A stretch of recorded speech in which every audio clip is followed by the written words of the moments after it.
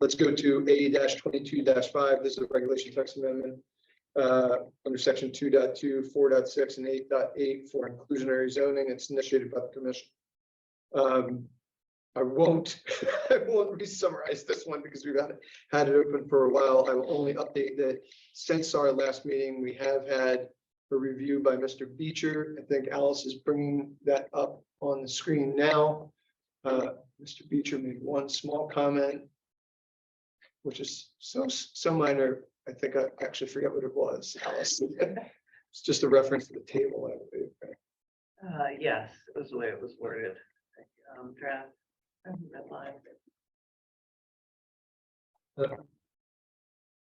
Just to say that on our minimum affordable housing chart, this is for the incentive in section D, that in the incentives section, our language says developments subject to the provisions of this section, which exceed the basic requirement defined in the chart, defined above, pursuant to the minimum affordable housing chart by at least 5%.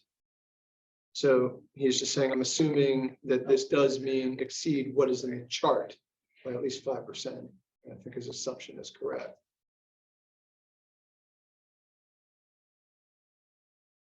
I think that was his only comment, right? So yes, that's the only comment, and the rest is just some corrections designated instead of design. Spell check. Was the only Yeah. So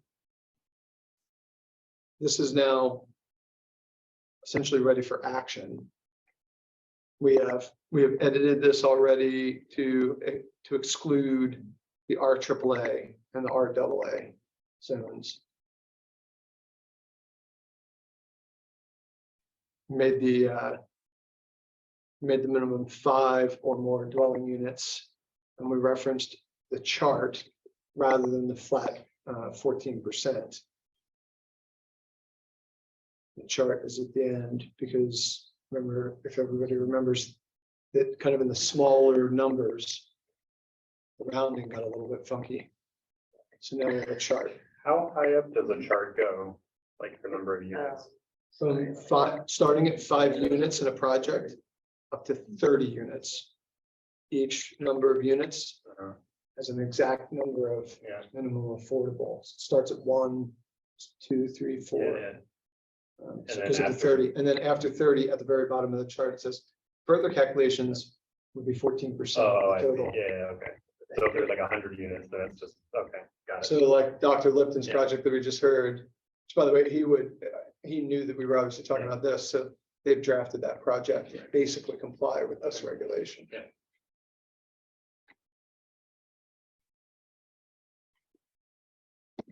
So unless there's any further discussion, this is, as I say, it needs a motion to approve or a motion to deny by somebody.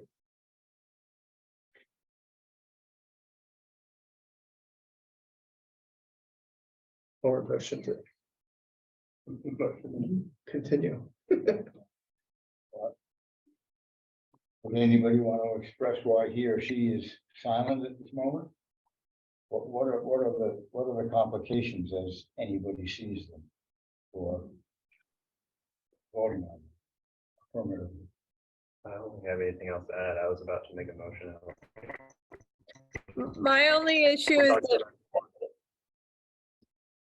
Go ahead, Mariah. Sorry, Joe Dowdell was just finishing, I think. No, that's fine. Go ahead. Yeah. I am in favor of the 4 units instead of 5 units, just because there's so few larger buildings in town. It would give us more access, and also the area median income versus the state to make it actually more available to people that live in this town. I understand that, but with respect, we've had a lot of debate here, and what we have in front of us is a compromise that I think, as of 2 meetings ago, everyone was comfortable enough to vote. Yeah. We had 5 votes in favor of this draft. And I voted against it, so I'm just stating my opinion on where we are. I voted for the 4 units also. Right, but at the end of the day, do you think it's more important to get your 4 versus 5 units, or would you rather just throw this out the window? Is that, I mean, that's what you need to decide at this point. I'll make a motion to approve this, I don't know what the wording is, this draft as presented, right? Is that how you say it? Yep. Yeah.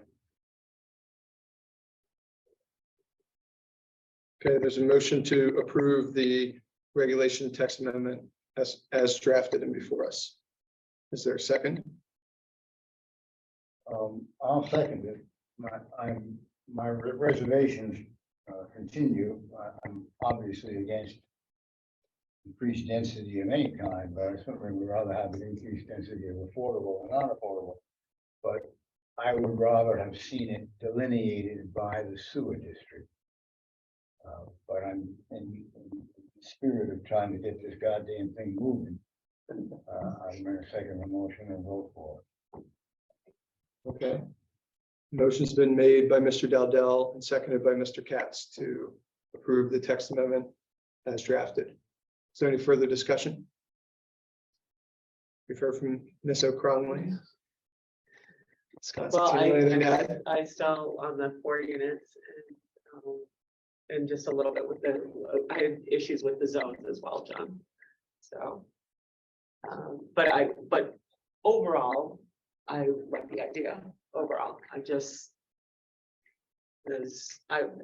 thought before the last meeting, we had all those things set and then they flopped at the last second. And so that was what changed my vote at the time. So, Okay. but I see the need overall, definitely. Okay. Any further discussion? Mr. Neji, have anything to add? Okay. I'll close, I mean, I won't say much because I'm not supposed to say much, but I will say that, you know, I think this has been a lot of effort. It is a very difficult, complicated topic. To me, I read a statistic just within the last couple of weeks. I looked at something related to affordable housing. I'm always trying to do a little bit of reading, and I did not realize until recently that it's something like, I should bring the exact numbers in for you all, but it's something like 30-something% of Ridgefield households make less than $90,000 a year. This is based on the US Census. Well, interestingly, $90,000 a year for a household of four people anyway is exactly qualifying for the state, you know, the state 80% of the state median income.